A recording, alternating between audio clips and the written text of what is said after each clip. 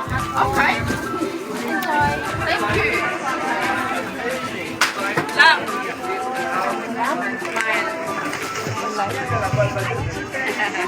Isa na lang tao. Lagi akong nandyan sa ano mote. Oo nga. May souvenir tayo. Masaya ka pag merong souvenir. Pag nakita mo yung video, natatawa ka. Nakakatuwa ba? Kahit mayayaman, nagpipila dito. Sayang din kasi, kulang-kulang mga $200 din pag nakakuha ka.